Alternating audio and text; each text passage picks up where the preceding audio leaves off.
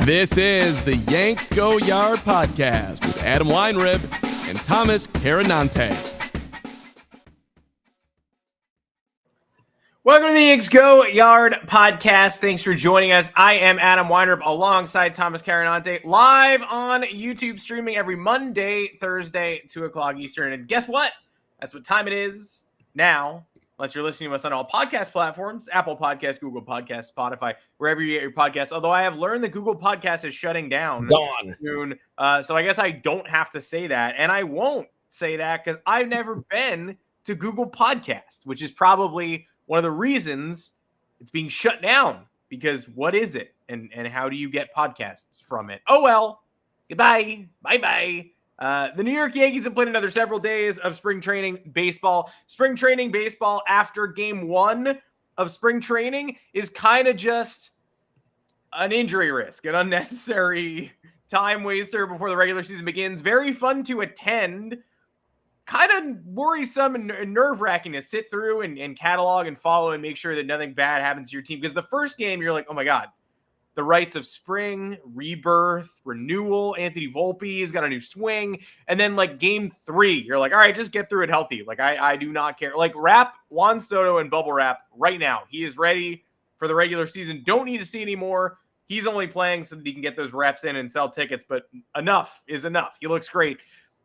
That is to say, spring training performance can't necessarily dictate readiness, ability to participate when the regular season begins. Just because somebody has an 0.93 ERA in spring training does not mean that they are going to challenge Clay Holmes for the closer role. But when you see somebody do something in spring training that proves they can still physically do that thing, which you were worried about, or when you see a wave of promising pitchers show off their stuff in spring training, it does help answer some questions about the roster's readiness and certain players' ability to, again, fulfill those obligations. So the Yankees, forget the performance, have already answered a few lingering questions we had opening this season. There is, however, one big one that has only gotten more confusing. We will talk about that, as well as, yes, Gerrit Cole, Daniel Vogelbach, home run shot that had our friends in Toronto whizzing in their pantaloons over the fact that they're in Gerrit Cole's head despite mustering one run off him in 28 1/3 innings last year in games that actually mattered.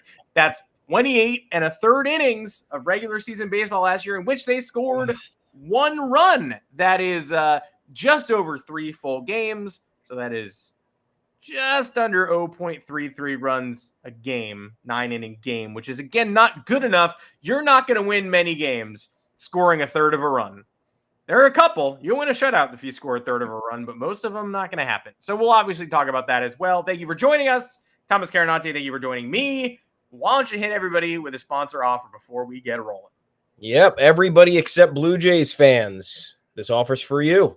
If you haven't signed up for DraftKings Sportsbook yet, please make sure to get your first bet on them. New customers will get a second chance bet, also in the biz, known as a risk-free bet up to $1,000 when signing up with our promo code YanksGoYard. That means if your first bet loses, you will get your full wager returned as a bonus bet, again, up to $1,000. It's a lot of money. So you can really have yourself a good time if you're feeling strong about one of the bets you have in the chamber. So signing up with our code YanksGoYard not only covers your first bet, but it gets you access to DraftKings daily rewards and other profit boosts. Very fun. They plop them right in your folder, or rewards tab, whatever it is, and you can check them off the list every day. Betting journey, if you will. So if you're looking to join DraftKings, please download the app and register with our promo code YanksGoYard and make sure that first bet is covered. This offer is only available to new customers who are 21 and older and physically present in legal gambling states. Please remember to always gamble responsibly. Very important. Check the episode descriptions. Check the episode description. There is not multiple descriptions. There is just one description for full terms of the offer to see if you qualify. Thank you very much. God, I hate Blue Jays fans. But yeah, spring training, Yankee stuff, that's where we're going to start because this is our team. And we got to talk about our team and not other people who are stupid. So what do we got here? Yankee spring, humming along. We'll get to the concerns in a minute, but we do have some good developments. Juan Soto hitting the shit out of the ball. Some prospects turning some heads. Anthony Rizzo, healthy, back. I don't know. That would be exciting, right? Well, that's my number one question we've answered because we haven't answered, is Anthony Rizzo going to be healthy for the regular season? Or what does Anthony Rizzo's final stat line look like or anything like that? But for those of us who just wanted to get a look at Anthony Rizzo and be like, after last season, is it even still in there? Yeah. Right? Like, we obviously know Anthony Rizzo got concussed at some point last year and lost his way, and an all-star season went off the rails and all that good stuff. By good stuff, I mean horrible stuff. But I think a lot of people forget just how much of the season was eaten by that undiagnosed concussion, enough to make you write Rizzo off. And if you wanted to before this season, we would have understood that. I would have understood that. I wasn't thinking about him as a major piece of this team's potential equation. And he wasn't quite Giancarlo Stanton level for me because I assumed he would have bounced back a little bit. But Justin Morneau, Joe Mauer, there are plenty of players who've been rattled by concussion issues and just never returned to displaying anything close to the skill set they had previously. So forgive me for thinking that Rizzo playing on a concussion for 2 months might have made that even worse. Because it's not like he got concussed, took a break, came back, found his footing a little bit, but you don't know. He played through it, which only makes things worse typically. So I didn't know what we were going to see. I didn't know if he was still going to have that in him, but 2 homers, including a grand slam on Friday night, and he took a walk in 3 plate appearances. Again, throw it out the window that he's hitting 444 with a 1.908, slugging or whatever. That's fantastic. That's like a 7 at-bat small sample. That is not going to Rizzo's going to set a new average record. No, he's not. He's not going to hit 430 this season. But I didn't know if he still had the timing mechanism in his swing and the literal ability to display that type of power and that type of patience and recognize pitching. I don't care who the pitcher is, just the ability to recognize pitching in general and be able to launch. The Toronto Blue Jays did not exactly it wasn't Kevin Gossman. It wasn't Alek Manoah. If it was Manoah, maybe he would have hit it even further. But on Friday night, they didn't throw their best and brightest at him, but it's a major league pitcher, and he was able to display that he was able to still wait on the ball and deposit grand slam and another long solo home run. So for me, we didn't answer the question of what Rizzo's season looks like, but we did answer the question of, does Anthony Rizzo still have the ability to put a hurt on a baseball and to time up his swing and be able to get that done? And that was answered in the affirmative. On Friday night, and then again over the weekend, he had another good game. So the more good games, the better. But once we've seen enough, I'm probably good to bubble wrap him until opening day as well. Just because, again, only bad things can occur when a player just uses a lot of reps on meaningless games. Yeah, absolutely. I mean, that was the biggest takeaway for me too. We saw last year 2 months of not hitting anybody or anything. And I did write Rizzo off. I wrote Rizzo off for a number of reasons. One, because the injury was labeled cognitive impairment, which sounds much worse than a concussion. So you'd have to at least educated guess that that's going to have longer poor effects than a standard concussion would. Secondly, as much as I do like Rizzo, I think that his acquisition was more out of necessity rather than actually upgrading the team.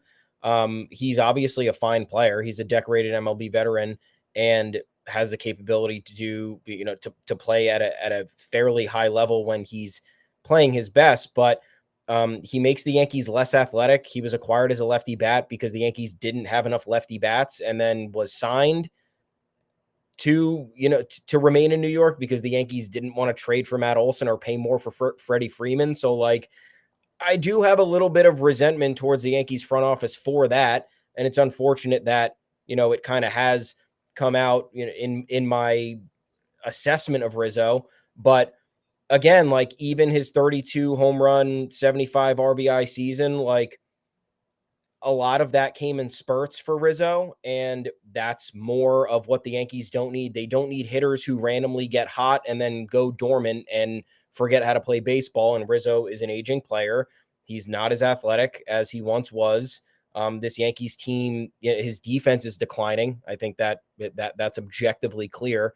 The Yankees need to get younger. They need to get faster. They need more contact bats. And Rizzo doesn't suit them in many of those departments. So we have him for the next year. It is what it is. Any trade value that he might have possessed was lost because of this injury. So the most important thing now that we focus on is his health for, life purposes. Want Anthony Rizzo to be healthy. Like, no reason for him to have to experience this in the manner that he did. Again, don't really know who's at fault here. Like, I know he was misdiagnosed, but like, as a player at some point, do you just say, I'm not playing anymore because I can't play? Can somebody fix this? Which has always been a problem with the Yankees, the communication aspect of injuries and things like that. Like, we've seen it with Luis Severino. Judge did it that one year when he had that diving catch and then suffered a collapsed lung. Like, the list goes on and on. So I don't know what the deal was. All I'm happy about now is that he's feeling better. He's hitting any semblance of major league pitching, which is all we needed to see, because he couldn't hit an ace last year. He couldn't hit the last guy out of the bullpen last year during those 2 months when he was unable to time pitches and actually see the ball clearly. So, look, I wrote over the weekend that he's among the players that are kind of fighting for, or who are in a contract year that are looking to, be motivated going out into the open market again. Like, he's not fully on a contract year, but he has that team option.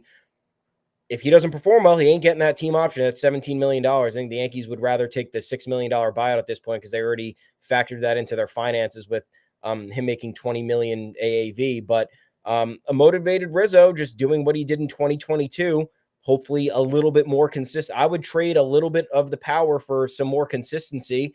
And this Yankees team's in a really good spot. So good for Rizzo. Glad he's feeling better. Makes me feel a lot more comfortable with where the roster is heading towards opening day. Yeah, and again, like, say poo-poo the fact that, we saw him hit 2 spring training home runs. You know how many home runs he hit after suffering the concussion last year in 2+ months? One. He homered on July 23rd. So, it's 2 spring training that late. 2 spring training home runs is more than we saw in 2 months of action last year after he suffered the initial concussive event. So, spring training performance, and Juan Soto's, Soto has been a man on fire. But the fact that he's hitting spring training home runs does not lead me to believe that he's going to hit 65 this year or whatever. Yes. I'm not extrapolating those early bombs, although maybe he could. He's pretty good. Maybe 65 home runs is in his future. But Rizzo hitting 2 is noteworthy because, again, he hit 1 off a randomly generated Royals pitcher in several months last year. So the level of competition argument doesn't really hold water either, because he hit his only home run last year off AI, basically. So this was extremely important and a big step. Number 2 question we've answered. And again, we don't have the official answer. We don't know who the pitchers are that are going to be taking the reins. But when Scott Efros got hurt specifically, and when Wandy Peralta left in free agency, I was sort of like, I challenged the Yankees a little bit to say, hey, we know that you print bullpen arms. We know that you do that. That's your reputation.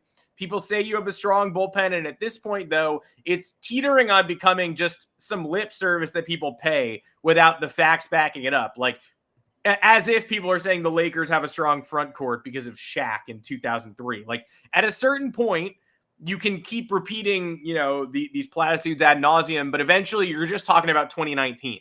Like, with the brain drain and talent drain. Like, Chad Green leaves, Wandy leaves, Loizaga can't really be counted on. Aroldis Chapman, love him or hate him, was certainly an important part of the bullpen. He's gone. So eventually you have to prove Efros isn't here. You have to prove that the Yankees have a good bullpen with a whole bunch of new names in tow. Like, they can't rest on their laurels from previous seasons. They have to prove that they can actually continue to print bullpen arms instead of just saying, we print bullpen arms. It'll work itself out. Because eventually the bullpen won't be good anymore if you don't keep replacing the talented arms that have left. Well, I don't know who it's going to be, but obviously the easiest prediction of all time was that someone who you never knew existed before February 15th was going to emerge as a key option for the New York Yankees this year. It's already Nick Birdy, who's throwing 100+ miles an hour with devastating breaking stuff, who's had severe health concerns in the past. Who knows how long it's going to last, but odds are pretty high if he can make it to March 28th intact, he is going to make the opening day roster. So there's one. Cody Poteet, if you've seen him so far, has looked fantastic. Brian Cashman's going to learn his name eventually because he is going to play a role on this team. Cody Morris, one brilliant outing and then one bad one against the Orioles last week. But again, all I need to know is that the flashes are there. They can be harnessed. I would suspect we're going to see him as well. Ron Marinaccio, thanks, but no thanks. His Yankees career is veering dangerously close to being over. But that's 3 pitchers who might not have factored into most roster projections. And I would feel comfortable with 2, if not all 3, cracking the opening day roster right now. So I think the official answer is, do the Yankees still print bullpen arms? Yeah, I think that they do. And I think if we've already seen 3 emerge, we could easily see more over the course of the season. And that doesn't even include Will Warren and Clayton Beeter and Luis Heel, who are clearly being used as starters right now. And a couple of them are still in big league camp, but they could be important bullpen pieces down the line as well. Yeah, I mean, I'm lobbying for Clayton Beeter. Why not? That's a guy you want to get early exposure, I think, especially if the spring numbers are promising. I don't know what that would mean for like the roster flexibility. Did you mention all the people who were sent down? You did, right? No, I didn't do the full slate. I had the tweet here. What the fuck did I do? I'm an idiot. Well, Heel was among them. And Heel, Hampton. Yeah, it was. I got it right here. It was Heel, Bro, Ben Rice, Joey Gerber. Yeah. Who was the only real name? Joey Gerber was the only pitcher maybe this whole spring training where I was like, that's not going to work. They had like a huge lead against the Jays, and it was like bases loaded, bases still loaded, bases loaded, and more runs have scored. They almost blew like a 10-1 lead to Toronto, and it was him. And I wish him best of luck, but I definitely didn't watch the Joey Gerber outing being like, there's something here. It's like not a surprising first emotion. Joey Gerber, baby. Sorry, bud. Luis Heel, Yoendrys Gomez, our guy Yogo, Hampton, and Art Warren. So obviously we know those guys will not be making the opening day roster, but yeah, I don't want to rush Clayton Beeter, but I feel like what his biggest problem has been his command. He's had a lot of walk issues, which haven't really changed this spring. He's walked 3 and 5 innings. So not terrible, but obviously not the greatest. I like giving the young guys a shot. I feel like, what was the year Marinaccio got a shot? 2022, right? Yes. 2022. He pitched well. And then his development got derailed by getting sent back down. And I think the Yankees need to learn from that. Like if you want to infuse the roster and have the right now, right? They have the avenue to welcome younger guys into the mix because they have the offense that's going to support a potentially ailing pitching staff. This Yankees team was horrible last year. It was it's the worst team that we've seen in our lifetime, right? Worst team that we've seen in our lifetime as 30 something year old Yankee fans. Like, that offense scored just barely over 3 runs a game. That's not happening this year. So they're going to be able to weather the storm here and there. Obviously, you don't want the pitching staff overworked, but you look at a guy like Beeter, they used him to start a game. They used him in relief. Like, he could be one of the swingmen, and that could solve a big bullpen issue for them. I don't know. That's kind of where my vote lies. I'm done waiting to see how these, who mentioned it recently? It might have been Andy Martino or somebody saying that the Yankees love their prospects to conquer all levels of spring training. And it's like, fuck that, dude. Like, what'd you see with Jason Dominguez? He very much did not conquer, what was it? Double A. Spencer Jones very much did not conquer high A. Like, some of these guys, their performance gets better when the stage gets bigger and they're challenged. Having what? Clayton Beeter pitch another 15 games in shitty Scranton, that's not going to define his development. Like, at this point, his development has already been incredible. The Yankees got rid of Joey Gallo in 2022, brought in Clayton Beeter, seemingly fixed his issues for the most part. No prospect is going to be with those past transgressions is going to come back looking absolutely perfect. Throw him in there, see what he could do. I mean, I want a younger team. I want as many young guys around this veteran core that we have, especially because a number of them will be gone by next year. You would, or at least we have to plan for that. So get all these guys in the room, let it happen. You know, Will Warren, I'd like to see him sooner rather than later too. Luis Heel is an interesting one. Like, if he's getting sent back down to minor league camp, I don't know if that generally bodes well for his entire season. It looks like he might just be rehabbing for more than half the year in the minors. So I don't know. My vote's Clayton Beeter. I think that definitely. And I liked, I've been loving Nick Birdie's stuff. I love like a power arm out of the bullpen like that. And we saw him kind of stymie a couple of the Yankees hitters in live batting practice. So big fan of that. And, Cashman's boy, what did he call Cody Poteet? Oh, Petey. He called him something really good. I thought it was just Pete, and they're like, huh? Cody Pete or just regular Pete? He was just regular Pete. They're like the guy who got from the Royals, and Pete. I'm like, what? Pete and Pete, the famous TV show from the 90s. Oh, so yeah, that's where I stand with the bullpen pieces, especially because like we're sitting here and like Luke Weaver starting the year in the bullpen too. So if you have two guys like Weaver and Beeter in there, I know Cody Morris and Cody Poteet also profile as those guys. But I want the youth, man. I want more youth, and I want it to, and I want the homegrown talent here. And I don't want players trying to continue to have to figure more and more things out in the minor leagues. Like if you're proving that you're capable of handling spring training as that young of a player, after overcoming, walk issues and control issues, like that's enough for me. Just get it done. Sign the papers. Please. I mean, this is also ties into the third question though, because now we know who gets the first starts when they need to go to the minor league depth, because I think a lot of people probably were erroneously penciling him in earlier in the offseason just because they were familiar with Luis Gil and they knew that, he was great when he got called up in 21. So now that he's not on the shelf with an elbow injury, he'll probably be one of those first guys up, or maybe he'll make the bullpen on opening day. That's not going to happen. He's clearly a little further down the pecking order, despite, again, getting the first start in spring training, which is usually an indicator like, I guess that's, hey, maybe they believe. No, it means nothing. It's just the guy who was available on that day, and they didn't want to go to the rotation member. But Beeter and Warren are still up in big league camp. Chase Hampton, unsurprisingly, demoted as well. He's probably going to start at Double-A. But if you had high hopes for him being sort of first on that pecking order, diminish those hopes a little bit. Not going to happen.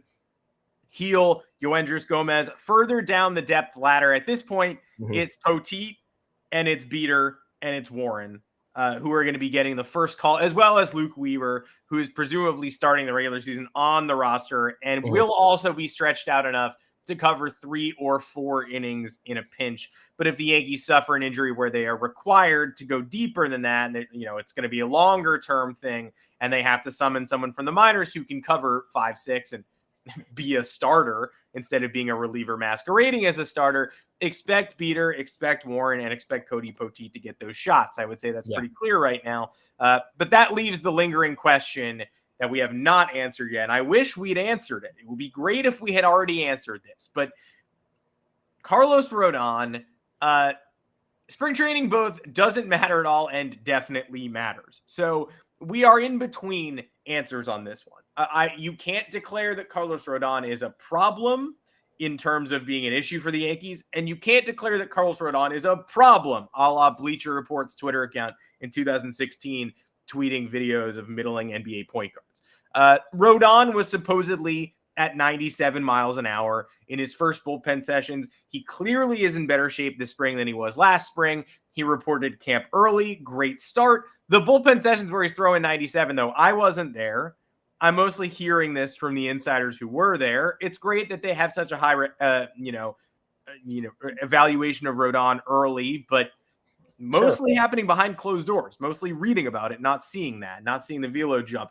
In his first spring training start, and currently only spring training start, looked very good, not great. The fastball was playing up in the way that it has when he is at his best. Got a couple of disgusting swings and misses at the slider.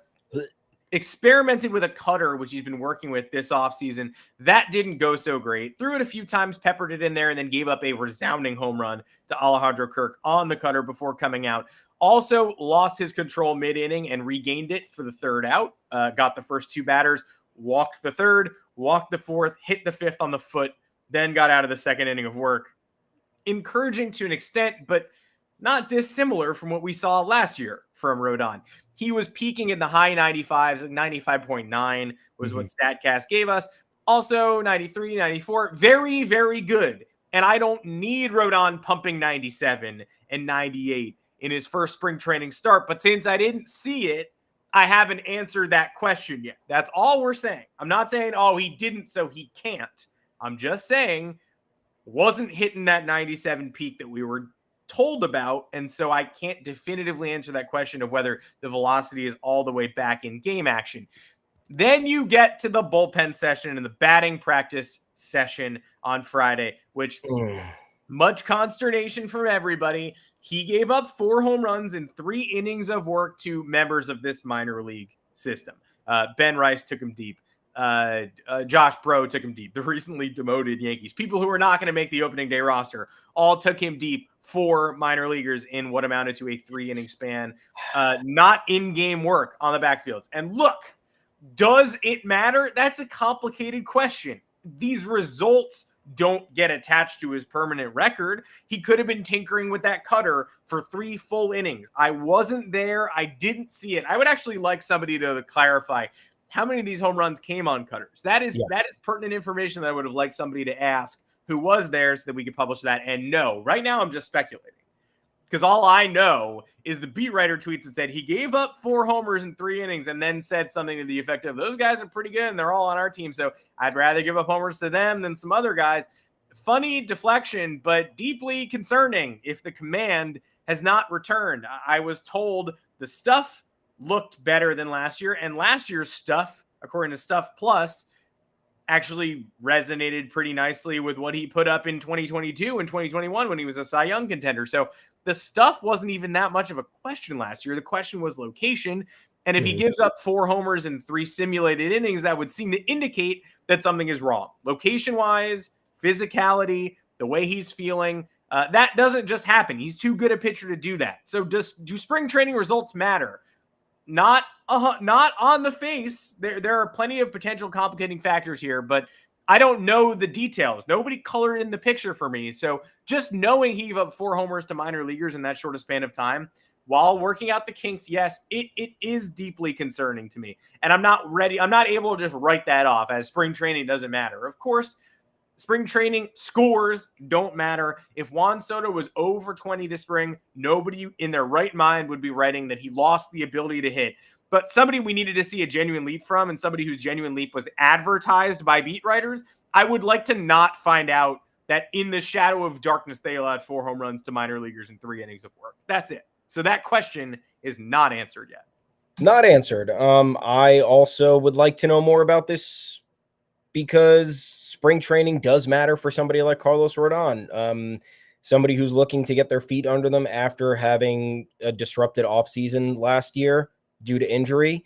Like you said, the stuff was there for Carlos Rodon, a little bit, minor velocity issues last year, but he had life on his pitches. The issue was the command. The issue was his health. The issue was, I think, mental, based on his behavior at certain points in the year that we've talked about a lot, what he did on the road against the Angels, what he did the last game in Kansas City with Matt Blake when he came out to the mound to visit him.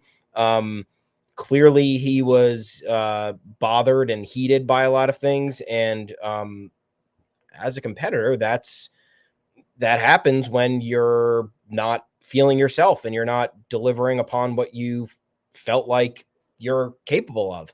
And Carlos Rodon had a trying season last year. And it's much like, other guys coming back from injury or prospects with something to prove. Like, this is where spring training stats matter. You can't have a season like Carlos Rodon did last year and then come into spring training fully healthy this year, and then give up a barrage of homers to a bunch of players who have never seen the light of day in Major League Baseball. So you're right. I'm not ready to jump off a cliff because of this, but I do want to know more. The tongue-in-cheek comment, sure, it's better than him, I guess, flipping out and creating headlines for the wrong reasons. But yeah, there needs to be a greater explanation here. I will say, look, his first outing outside of the solo home run he gave up, looked really good. Even though the velocity wasn't at 97, there was life to his fastball. There was movement on his secondary pitches. He looked, I don't know, last year to me, he looked stiff on the mound. It didn't seem like he was fully following through on his delivery, which probably took velocity off and took movement off and affected his extension. And that looks like it has changed this year. So that's all super positive. But yeah, it's concerning, and we'll see what happens when he takes the mound out when he takes the mound again this spring. But it does make you wonder what if he is fully healthy, if he is tinkering with this other pitch, like the chronic back issue last year, like I'm still not letting that go, because there was no injury. They just said chronic back issue with no diagnosis, which made you believe that it could have been something mental. There was maybe something in his mechanics that affected his mobility. Like, I don't know. So until I can see Carlos Rodon take the mound for an extended period of time without reporting some sort of physical issue, I am maybe, for the time being, going to assume something might be wrong if there is something as concerning as him giving up 4 home runs in a row. It was in a row, right? It was something crazy. I don't think that's the thing. I don't know. Like, we don't know. I think I read. Well, let's find this out so people don't flip out. Yeah, I heard it was 4 home runs. They all went 845 feet, and they were pulled into the. They all hit the Tampa Bay Buccaneers workout facility across the street, and Tom Brady was wandering by just to say goodbye to his old friends and cohorts, and got drilled by Josh Bro's home run. Yeah. Okay. So they were not all in a row. That's good. I guess here's my other question. Why didn't we talk about this earlier? Why was there a need for him to do a 52 pitch live batting practice instead of pitching another spring game? Yeah, I mean, something to hide or something to work on. Like, those are the two things. But why would you not want to work on if the home runs are getting publicized at spring training, what the fuck does it matter if you're doing it against an opponent? Like, well, I guess that's the question. Like, we are clued in, right? So we know he gave up a bunch of bombs in a private session, and we saw it. We saw it on Yankees Twitter, and we saw it in a couple troll corners of non-Yankees Twitter. Did a Red Sox fan send it to me? Absolutely. But Brian Hoke's one tweet, I think, wouldn't get as much trolling exposure as Rodon giving up 4 bombs to the Red Sox or Rays in a regularly scheduled spring contest. And the evidence for that is, look at how many people are talking about the Gerrit Cole crap.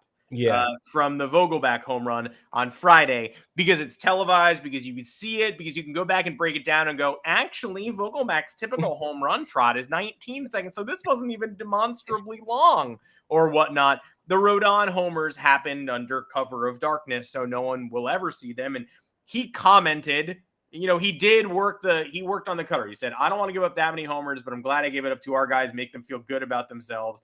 Got to work in some curveballs and work on the cutter, so that was good. It would have been my preference to see him. If he's going to be pitching, I would rather him be doing strenuous pitching in game action instead of these long bullpen sessions, because I've been checking the MLB app trying to see, hey, that first Carlos Rodon start was pretty impressive. Not, without flaw, but I liked it. I wish he would have been taken out before he was allowed to give up that Kirk homer, but it was a cutter, and that's fine, and it's an experiment. I've been toggling in the app, like, when is the next Rodon starting? It's just not coming up. Today's Clark Schmidt. Tomorrow is a TBD, which I don't like it. I really don't like it. It's a whole bunch of TBDs, but the fact that he pitched in that off-site work would seemingly indicate it'll be a while before his next start. You'd think, the bullpen session was Friday, so maybe Thursday against Detroit. That's a home game. Slightly more favorable crowd. That feels right. But yeah, he pitched the second day of Yankee spring training action and hasn't pitched since then. We've already gotten to see Nestor Cortez appear, rest, bounce back, appear again. His stuff looks untouched from his 2022 season. Fireside Yankees put out a really helpful graphic today indicating that the pitch shaping, the spin, and all that stuff is pretty commensurate with what he was doing in 2022 when he was an all-star and a starting pitcher. And that was great. But I don't really have the same recovery data on Rodon, because all I have is this one tweet that's all words no visuals. It says he got rocked by a bunch of AA guys. Yeah, and what I don't get, he doesn't need to be protected. Like, he doesn't need to be shielded from anything. He is a longtime MLB veteran who's been through the ringer. He has dealt with poor performance on a large stage. He's dealt with much worse injuries than he suffered from last season. So, like, why does it seem like there's some sort of sheltering going on here with Carlos Rodon? Why do we have to wonder about it? Last year when he was terrible, right? He was terrible. He had a 6.85 ERA. What was his best start on the road at Fenway Park? Was the best start of his season. Second best start on the road at Pittsburgh, like a week after that. So even last year when he was getting eaten alive and blowing kisses to the fans in Anaheim, and the end of the year and in Kansas City, the single worst start a Yankee has ever had, honestly, ever in an individual game. Even amidst all that, he was able to recover at various points of the season and get composed. And even in the Fenway game, he gave up a home run to the first batter he faced and then didn't allow another run. He was great in that game. So tough road crowd. Yankees, Red Sox in September. I know we're entering March, so it's college basketball season. So we're doing hey, when these conference rivals play, throw out the records or whatever. You can do that with Yankees Red Sox too. The crowd shows up. I guarantee you the crowd was there in September. It was a doubleheader. It was the second game of that doubleheader, and they won because Anthony Misevich and Zach McAllister were really good in relief. It was a great game. But I guarantee the crowd was rocking. It was a weird Friday night. No, it was midweek. It wasn't Friday night, but night game at Fenway Park. Like, that's a hostile environment, and he handled it really well. So it's not like he needs to be coddled and isn't allowed to be used and deployed in road games and gotta, only home spring training games for him. Can't go to Sarasota. Although veterans obviously do get the first choice of staying home versus traveling usually. And Marcus Stroman is thrown on the road twice already, which is kind of like it doesn't make you go, what the hell's going on there? But yeah, Stroman recovered great in his second outing. I would like to see maybe Rodon recover as well. I would too. I like Carlos Rodon. We advocated for this signing. We want it to work out. I don't know. I don't want there to be any. There needs to be fewer and fewer lingering questions with this Yankees team, with the Yankees in general, because far too often we're wondering what's happening. What's the deal with this? What's the deal with that? And then in 3 weeks, you're hit with some devastating news update where it's like, oh, I knew something was going on. Just couldn't figure out what it was because I'm not inside the Yankees organization, but I did know something was going on. At the very least, positively, forgot to add to the docket. I am loving Anthony Volpe's fucking swing change. I don't know about you. You wrote about it. I was watching it. I was doing weird things where I was just watching highlights the other night randomly. Just noticed. You're a weird guy. Why did you do that? Doing weird late night Twitter stuff. Before we get into blasting Blue Jays fans. No, this is good. This is good. I don't want to do that much Blue Jays fan. I just feel like if we did the whole podcast talk about the Blue Jays, we would be but let's do this. Yeah, Volpe. I thought a big problem with Volpe last year, and again, just an educated guess because I'm not a swing expert, but there was always just so much going on with his swing. The way that he kind of coiled himself. And he had a lot of movements going on before the pitcher released the ball.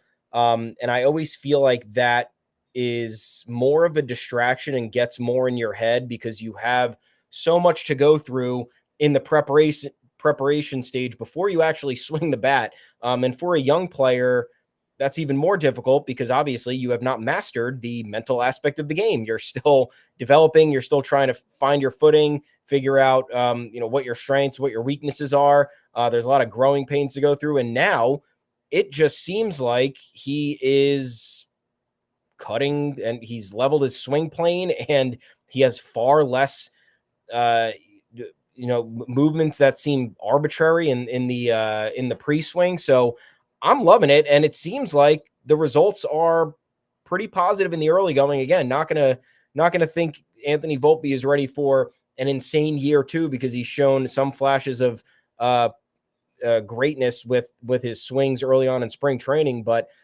I think this is a notable adjustment for this coming season, because if he finally figured out his swing after the whole chicken parm thing, after watching enough film, remember when this season ended, he was advised to, I think his dad advised him to rest.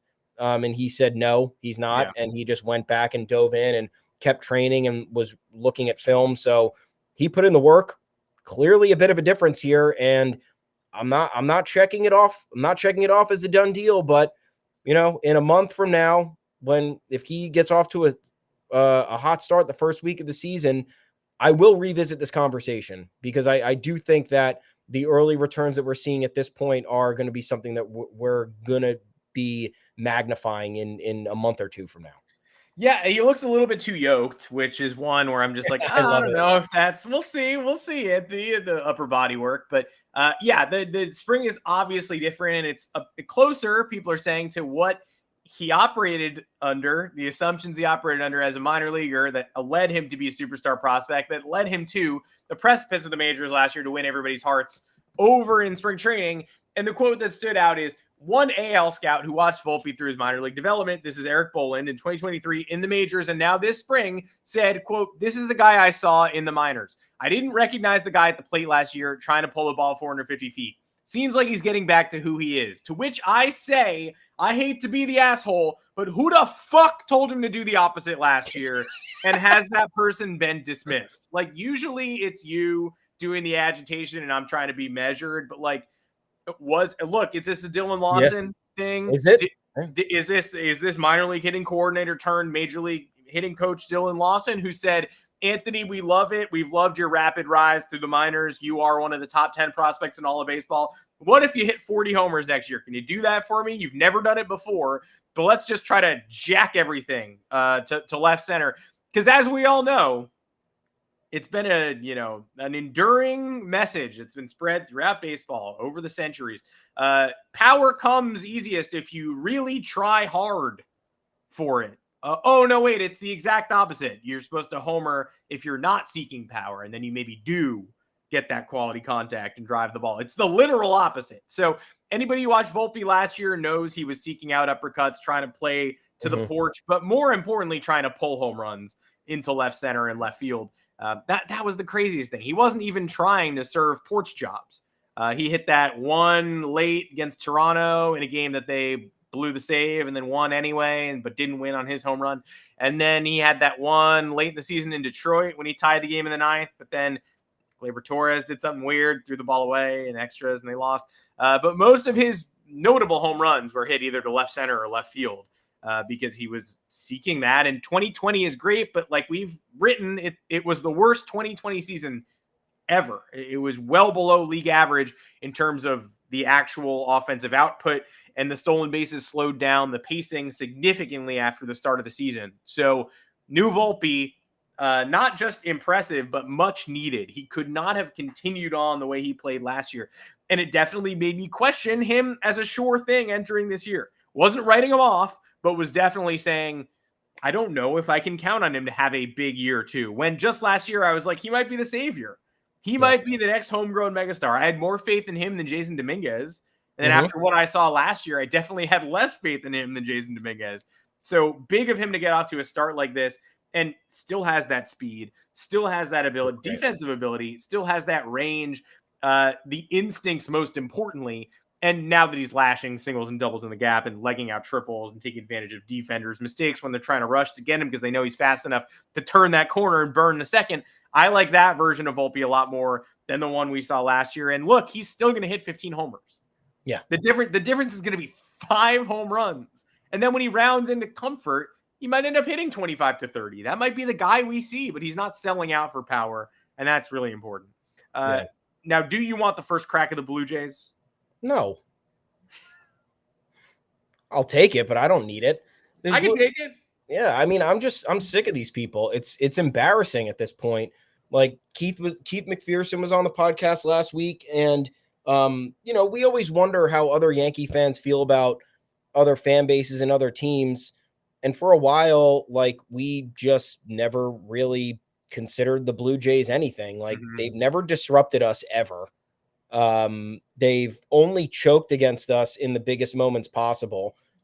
But someone called me out, which is the craziest thing ever, because we were talking about World Series droughts and postseason success over a long stretch of time. So obviously, if I'm talking about some teams' World Series and playoff struggles, we'll talk about the Yankees. The Yankees have not won a World Series dating back 15 years. 15 years it's been. So we're going to highlight the fact that it's been 15 years. They haven't even been to a World Series in 15 years. And they're in the playoffs all the time. So it's a lot of playoff failures, not just regular season failures. Exactly. So, of course, I talk about the Blue Jays World Series drought and the Blue Jays postseason futility over the span that they've been irrelevant, which is since 1994. And some Blue Jays fan called me out and said, "Oh, convenient of you to leave out 92 and 93. Yeah, of course it was convenient. We're talking about playoff futility and droughts, not the last time you mattered. And even if I did focus on that, it was 30 years ago. It was double the amount of time that the Yankees had been, struggling with their World Series absences and everything like that. So I don't even know how. This is what's wrong with these people. They're calling me out because I left out their 1993 success in an article where I was highlighting how bad they are. And now we have Blue Jays fans at it again, dude. Gerrit Cole has I think a very valid quote after the game. Look, sure. You know what? At the end of the day, don't give a fucking home run up to Daniel Vogelbach. Sure. Don't do it. Don't give up a home run to a minor leaguer in the preseason. Don't mislocate a fastball. But guess what? Gerrit Cole's game is if you beat him on the fastball, you're probably hitting a home run. It's a well-documented thing. So for Blue Jays fans to be calling Gerrit Cole a baby because he didn't like Daniel Vogelbach literally walking around the bases and giving the third base coach a massive high five and fist bumping a bunch of his teammates when he crossed home plate. It's yeah, it's February, dude. Nobody cares. What are you doing? And I'm glad he said something like that to set the tone for the start of the season. You know what? On the flip side, I'm sure if Kevin Gossman was being a bitch about it, I'd have something to say. But I mean, Vogelbach's trot was clearly meant to agitate. That is not that's not a normal home run trot by any means.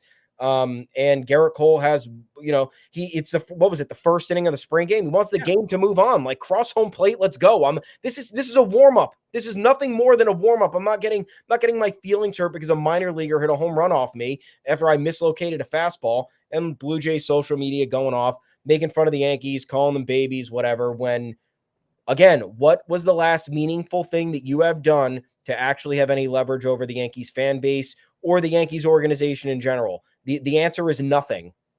It's literally nothing.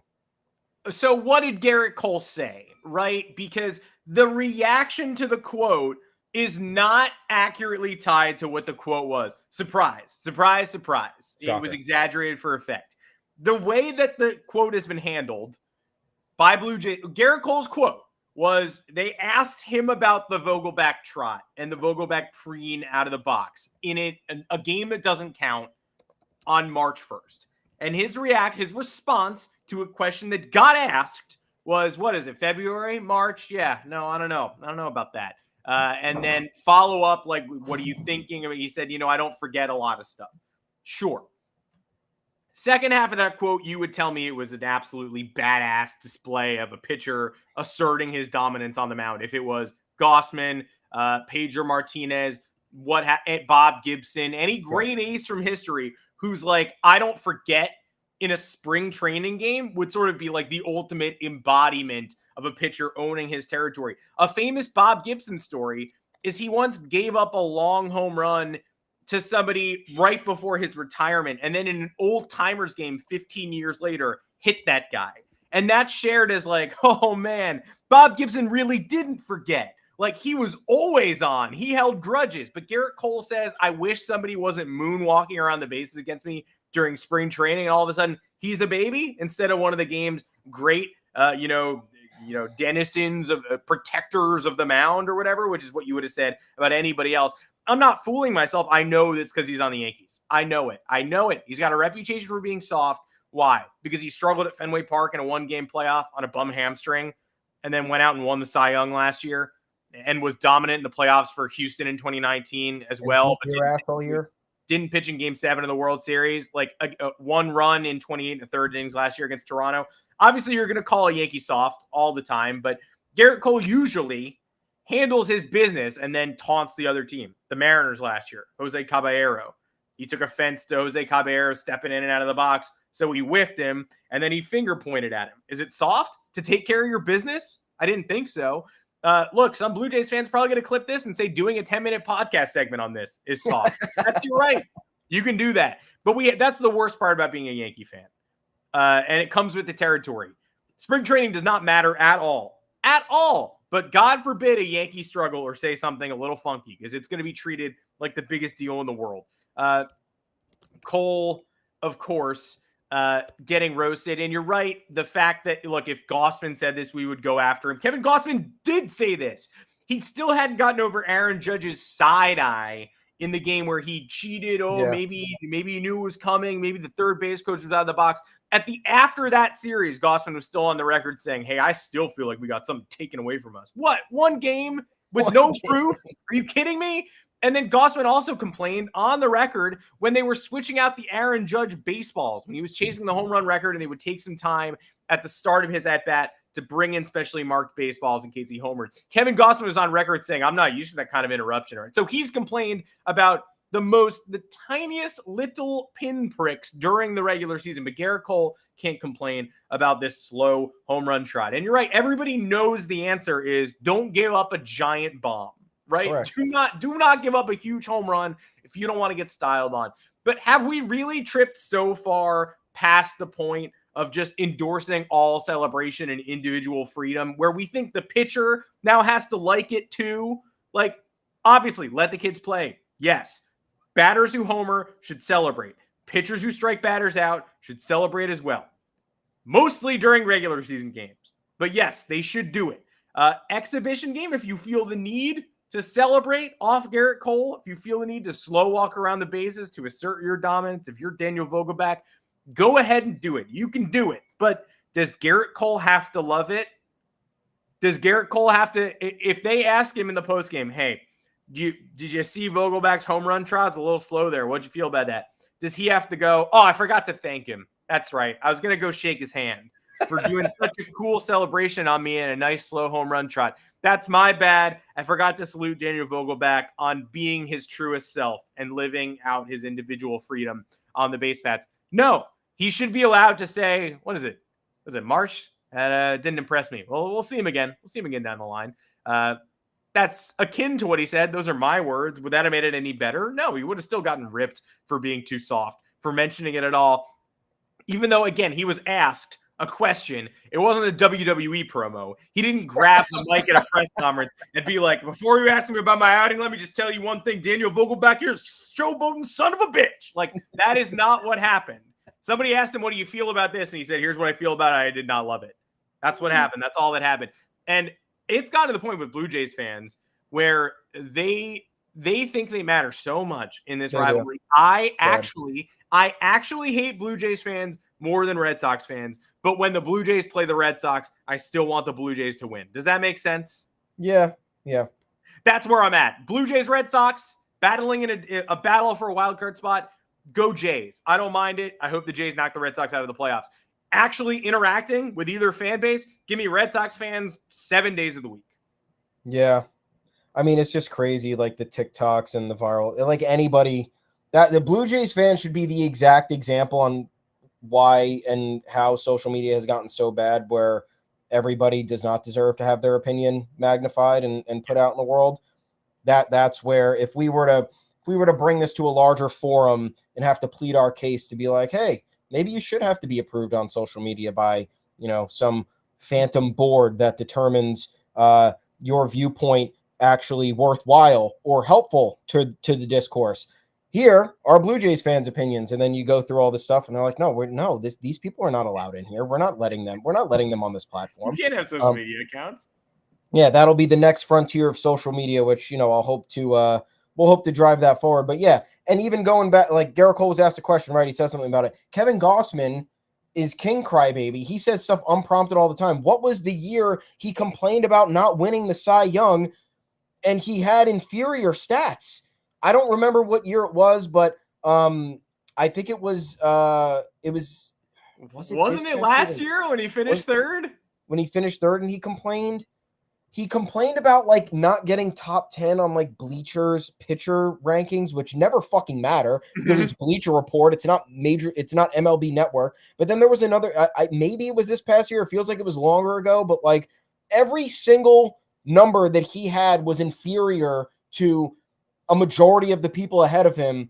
And he was like, I think he led the league in strikeouts last year. And he thought like that should have been the defining quality of who won the Cy Young when he trailed Gerrit Cole in every other metric that goes into the voting process here. So, I mean, if Blue Jays fans really want to come after, I know there's a history with Manoah and the trash talking, the Audi sign, whatever. I forgot, again, something I've forgotten about because it doesn't matter. And it wasn't really embarrassing. And it was just a moment that holds no weight for me, is still like everything that Blue Jays fans swear by. And we'll pull out that receipt. Because remember when Gerrit Cole was talking trash to Alek Manoah? Yeah, I mean, sure, I guess. Who is Alek Manoah anymore? I don't know. Seems to be not a Major League Baseball player. So what does this matter anymore? No, it doesn't. You're a group of people. Yeah, if Vogelback didn't start it, also Yankees won that game. Like, so if spring training matters to you, okay, great. You guys lost. You guys lost pretty significantly. But yeah, I guess we should do some more of those, great TikTok pieces of content creation. We should do more of those. The TikToks where somebody's in the deep corner going, baseball action happened this weekend and it was absolutely crazy. Just pointing at a picture in the background, because those are great. We should all do more of those. Yeah, Kevin Gossman. Can you believe it's always like this, like a floating head and like the thing on. So can you believe this fucking asshole, like pointing this son of a bitch?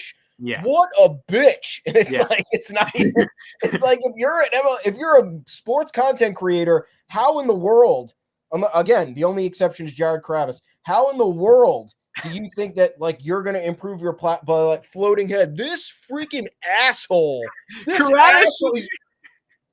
the fuck are people doing? Carabas shouldn't even be an exception, though. He's just the one that we accept because we're like, it already happened. He's already extremely famous. Like, I don't know. I don't think that somehow he's in with the Boston Red Sox. He rides around in the parade floats, and that's great. Whatever. Cool. Making his living that way. Yeah. Anyway, good job for the Yankees-Toronto rivalry this year. And I don't think Gerrit Cole will forget it, by the way. So you're all like, oh, he's saying he won't forget it? The game doesn't even count.